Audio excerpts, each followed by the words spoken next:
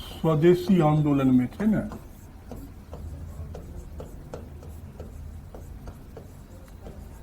और इसमें हम लोगों ने पढ़ा था स्वदेशी क्या है, नहीं?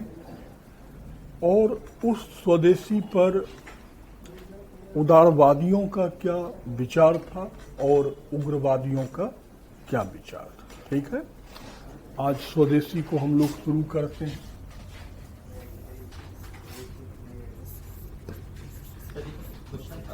हाँ बोल। आपने बताया था कि उदारवादी के प्रति अंग्रेजों का सर थोड़ा सा कम लिबरल रवैया था और उग्रवादियों के प्रति ज्यादा था, लेकिन सर दोनों का उद्देश्य तो एक ही था। हाँ, लेकिन एक चीज और बोले थे, वो ध्यान तुमने नहीं दिया। उद्देश्य तुम दोनों का एक ही है, तरीके अलग है। ये हिस्ट्री के थ्रू जाना चाहती है, तुम ज्योग्राफी के थ्रू जाना चाहते हो। ऑब्जेक्टिव तो एक ही है। ठीक है, वही है कि उदारवादी भी भारत का कल्याण चाहता था, उग्रवादी भी चाहता था। ठीक है, दोनों ये जान रहा है कि ब्रिटिश नौकरशाही अवरोध है। ठीक है, और भारत के आर्थिक उन्नति से ही हम सबका कल्याण है। लेकिन उदारवादी चाहता था कि हम अंग्रेजों के संपर्क में रहकर अंग्रेजों से लाभ लेकर ये काम करें, और उग्रवादी सोचता था कि हमारा स्वशासन हो। इट मीन्स अंग्रेजों को भारत से भगा। बस यही डिफरेंस है, समझ गए ना? और कोई डिफरेंस। और ये डिफरेंसेस क्यों है? तो उदारवादी ने जो सिद्धांत एडॉप्ट किया था वो किया था किससे? पाश्चात्य शिक्षा से। और जो हमारे उग्रवादी थे, लाला लाजपत राय, बाल गंगाधर तिलक, ये सब थे भारतीय संस्कृति और दर्शन से इन्होंने क्या किया था? सिद्धांत एडॉप्ट किया था। वेद की ओर लौटो। तो वो राजा राम मोहन राय के समाज सुधार का परिणाम था, और ये दयानंद सरस्वती और स्वामी विवेकानंद के समाज सुधार का क्या था? परिणाम था। ठीक है, तो वही है, सबको जाना एक ही जगह है। सब नदियों को गिरना महासागर में है। तो कोई बिहार होके बंगाल की खाड़ी जा रही है, तो कोई उड़ीसा होके जा रही है। गिरना सबको बंगाल की रास्ते अलग। ठीक है ना? क्लियर हो गया? ठीक है बेटा, देखो बंगाल विभाजन हो गया, और जुलाई में इन्होंने निर्णय लिया, किसने? अंग्रेजी हुकूमत। अगस्त में हमने उनको ये कह दिया कि हम इसे स्वीकार नहीं करेंगे। 7 अगस्त को इसको लेकर कलकत्ता के टाउन हॉल में एक बैठक हुई, और एक नेता थे कृष्ण कुमार मित्र। तो उन्होंने स्पष्ट तौर पर कह दिया कि हम आपके लिए, यदि आपने इसे इम्प्लीमेंट किया तो हम आपके खिलाफ बहिष्कार करेंगे। ठीक है, लेकिन आपने ये भी पढ़ा कि अंग्रेजी सरकार ने ये आकलन कर रखा था कि विरोध कहाँ से होगा, कितना होगा, और हम उसे टॉलरेट कर सकते हैं। कल पढ़ी थी। और अंग्रेजी सरकार अनुमान नहीं लगा पाई कि बवाल मच जाएगा, क्योंकि मुसलमानों को उसने पहले से ही पढ़ा लिखा के अपने पक्ष में कर लिया था। अब 16 अक्टूबर 1905 को उसने निर्दयतापूर्वक बंगाल का विभाजन कर दिया। रविन्द्रनाथ टैगोर ने बंगालियों से ये अपील किया था कि जिस दिन बंगाल का विभाजन होगा उस दिन हम शोक दिवस और रक्षाबंधन मनाएंगे। उनके आह्वान पर बड़ी क्या कहती हो जोश से बंगालियों ने शोक दिवस भी मनाया और रक्षाबंधन मनाया। कहा जाता है कि हिंदू और मुसलमानों ने एक दूसरे उसके हाथ में इतना सूत बांधा कि सूत कम गया बाजार में, तो धोती से सूत निकाल निकाल के बांधा गया। ठीक है, अब अंग्रेजों को तो कहीं से ये आशा नहीं था कि ये सब हो जाएगा, ये मुसलमान हिंदू मिल जाएंगे। लेकिन वो बंगला अस्मिता है। जैसे मैंने कल तुमको कई उदाहरण दिया कि भाई मोहम्मद शमी ने विकेट लिया था, अपन थोड़ी कहते हैं कि मुसलमानों ने लिया, अपन तो ये कहते हैं इंडियन टीम ने लिया, माने वो विकेट भारत का है, वो जीत भारत की है, ना हिंदू वोट। ऐसे हम आपस में करते रहे जैसे रोज करते हैं, वो अलग मुद्दा है, लेकिन जब राष्ट्र की बात आती है तो हम एक हो जाते, वही वहां हुआ। और बंगालियों के लिए भी पहले बंगला अस्मिता है, तब वो हिंदू और मुसलमान है। देखो यही ध्यान देना, अब यही चीजें देखो करंट से भी जुड़ेगा। यही चीजें जनरल अय्या खां भी नहीं समझ पाया। पाकिस्तान जो बना था, एक पूर्वी पाकिस्तान, एक पश्चिमी पाकिस्तान। तो पूर्वी पाकिस्तान बांग्लादेश है, तो वहां पर जनरल अय्या खान ने क्या किया कि उर्दू को जबरदस्ती इम्पोज किया। तो आप देखोगे कि वहां भी क्या होता है, बंगालियों ने विरोध किया कि पहले भाई हम बांग्ला भाषी हैं, उर्दू हम पढ़ने वाले नहीं है। अंतोगत्वा विरोध इतना गया कि भाई आंतरिक विद्रोह हो गई, भारत को उसमें इन्वॉल्व होना पड़ा, पाकिस्तान को हराकर एक नया देश का निर्माण हुआ। तो देख रहे हो, यहां भी बंगालियों ने ये बताया कि हम मुसलमान बाद में हैं, बंगाली पहले।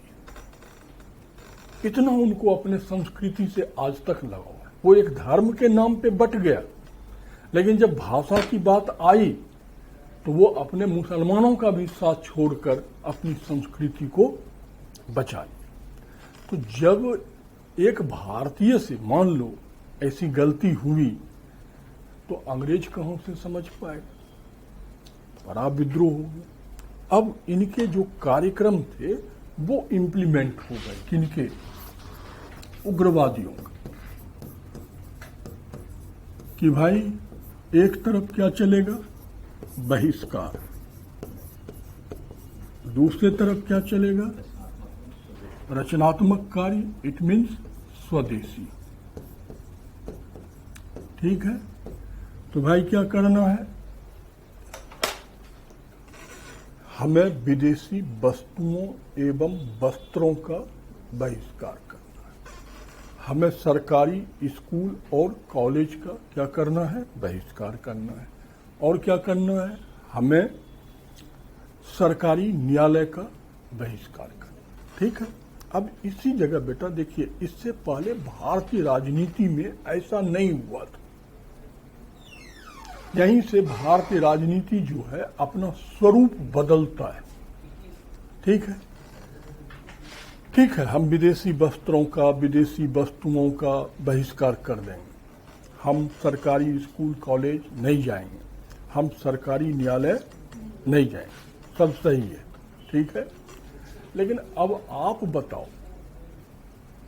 तो फिर हम नंगे रहे? हमारी मान लो सारे के सारे कपड़े, मान लो नहीं, उस समय सारे के सारे कपड़े इंग्लैंड से आ रहे हैं, सरकारी स्कूल कॉलेज ना जाए तो क्या हम मूर्ख रहें? यदि हम न्यायालय का बहिष्कार करें तो हम न्याय कहां पाएंगे? ठीक है, तो हमारे नेताओं ने हमारे लिए विकल्प रखा। ठीक है, क्या विकल्प रखा कि भाई हम स्वदेश उद्योग को क्या करेंगे, बढ़ावा देंगे, और हमें आत्म संयम रखना होगा। ये है कि भाई हम जब स्वदेशी के माध्यम से क्या करेंगे, उत्पादन करेंगे, तो हम ब्रिटिश उत्पादन की बराबरी रातों रात तो नहीं कर लेंगे, समय लगेगा, 50 साल लग सकता है। अब उस समय देखो आप, Mohini mills, Lakshmi cotton mills, Bengal tannery, Bengal chemicals factory, मतलब कपड़ा, बर्तन, बासन से लेकर, और स्वामी विवेकानंद जी के प्रेरणा से जमशेदजी टाटा ने उसी समय टिस्को की स्थापना की। जमशेदपुर नहीं, अपन पहले अपने बिहार में था, अपने लोगों का शाम था, हैं? हाँ, अब झारखंड के पास चला गया। खैर है तो भारत में ही है ना। तो वो जमशेदपुर शहर और टिस्को की स्थापना उसी समय। तो आप देख रहे हो कि हमने प्रयास में कोई कमी नहीं की। सुई बनाने से लेकर इस्पात बनाने तक का कारखाना स्थापित किया। उसका अपना एक प्रतीकात्मक क्या है, महत्व है। इसी प्रकार हमने सरकारी स्कूल कॉलेजों का बहिष्कार किया, तो हमने बच्चों को विकल्प दिया। और बड़े अच्छे से, ये सब फैक्ट है, ध्यान रखना है, प्री के लिए भी, ठीक है। पहली बार भारतीयों के द्वारा शिक्षा के क्षेत्र में काम किया गया। मैं हमारे यहाँ शिक्षा, आधुनिक शिक्षा के क्षेत्र में 1813 से ही काम हो रहा है। फिर 1835, फिर 1854, फिर 1882, फिर 1904, लेकिन पहली बार भारतीयों के द्वारा काम किया गया। और इसके लिए एक क्या बनाया गया, राष्ट्रीय शिक्षा परिषद, ठीक है। और उसके अध्यक्ष किसको बनाया गया, गुरुदास बनर्जी। नोट्स में सब मिल जाएगा, ठीक है, कोई वो लेना नहीं है, लेकिन दिमाग में अटकना चाहिए। गुरुदास बनर्जी, गुरुदास बनर्जी जो हैं, वो 1904 में करजन ने जो विश्वविद्यालय आयोग बनाया था ना, उसके भी मेंबर थे, ठीक है। उन्हीं को हमने अध्यक्ष बनाया राष्ट्रीय शिक्षा समिति का। इस राष्ट्रीय शिक्षा समिति ने रंगपुर में नेशनल प्राइमरी स्कूल की स्थापना की, बंगाल नेशनल कॉलेज कलकत्ता की स्थापना किया, जिसके प्रिंसिपल अरविंद घोष थे। बंगाल इंस्टीट्यूट ऑफ टेक्नोलॉजी की स्थापना की, जो इन प्रेजेंट टाइम भी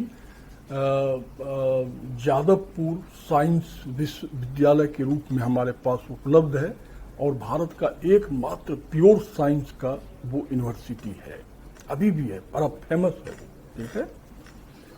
तो आप देख रहे हो कि शिक्षा के क्षेत्र में भी प्राइमरी स्कूल से लेकर कॉलेज से लेकर इंजीनियरिंग कॉलेज तक खोला गया, जिसका अपना एक प्रतीकात्मक इम्पोर्टेंस है। इसी प्रकार सरकारी न्यायालय, ठीक है, उसका बहिष्कार क्या है, तो कहाँ जाए, तो भाई ग्राम न्यायालय पर बल डाला गया कि भाई पंच परमेश्वर, आप यदि न्यायालय में जाते हो, आज भी देखो, जबकि अपना देश है, न्याय पाने में बहुत विलंब हो जाता है, और न्याय विलंब से मिला न्याय भी क्या है, अन्याय है, ठीक है। कुछ मामला तो ऐसा होता कि अपन ने केस फाइल की, अपन मर जाते हैं बूढ़े होके, बाल बच्चा जो होता है वो निर्णय लेता है, और दीवानी मामले में तो 4-5 पीढ़ियां खप जाती हैं। तो यहां त्वरित न्यायालय, भाई पंच परमेश्वर, आप अपना 3 लोग चुन लीजिए, 3 ये अपना लोग चुन लें, एक मैं न्यूट्रल आ जाता हूं, निर्णय कर लीजिए, ना पैसा लगेगा, ना तारीख पे तारीख होगी, अविलंब न्याय मिल जाएगा। छोटे छोटे मामले में, गांव में क्या होता है, छोटा छोटा मामला, कभी ने घर बना रहे हैं तो 2 उंगली मेरे तरफ आ गया, अब उसी में लड़ाई हो गई, मामला कोर्ट में गया, ना अब ये घर बना पा रही है, ना हम बना पा रहे हैं, केस लड़ रहे हैं, दोनों ठंडा हो गए तारीख पे तारीख। और यहां क्या है, ग्राम न्यायालय में आप बैठ के निर्णय करेंगे। तो हमने विकल्प दिया, ठीक है। देख रहे हो, ये भारतीय राजनीति में परिवर्तन है। इसके पहले हम विकल्प नहीं देते थे। अब देखो कि ठीक है, आपने स्वदेशी उद्योग को क्या किया, बढ़ावा दिया, और उसको लोकप्रिय कैसे बनाया गया, ठीक है भाई। चलो आज तो आपके पास टीवी है, रेडियो है, अखबार है, हैंडबिल है, पोस्टर है, बैनर है, आप अनेक कंपनियां अनेक प्रकार से एडवर्टीजमेंट करती हैं। क्यों करती है समझ ही रही हो। अब भाई तुम्ही को हमको हमारे यहाँ पढ़ना था या कई बच्चे, तो उनका हमारे पास संपर्क सूत्र ही नहीं है, ठीक है, तो प्रचार आवश्यक है, ठीक है। अब देखो उस समय तो ये चीजें नहीं थी, तो क्या किया जाए, तो इसके लिए कई समितियां बनाई गई। अब ये समितियां ध्यान रखना, ये समिति का हमें काम पड़ेगा। जैसे स्वदेश बांधव समिति, अनुशीलन समिति, डॉन समिति, और इन समितियों की गांव-गांव में शाखाएं खोली गई। अब ये समिति क्या करती थी, गांवों में राष्ट्रवाद का प्रसार करती थी। कैसे, तो भाई सुबह में प्रभात फेरी करता था, भाषणबाजी करता था, शाखाएं लगाता था और भाषण में राष्ट्रवाद का गुणगान होता था। और इन समितियों का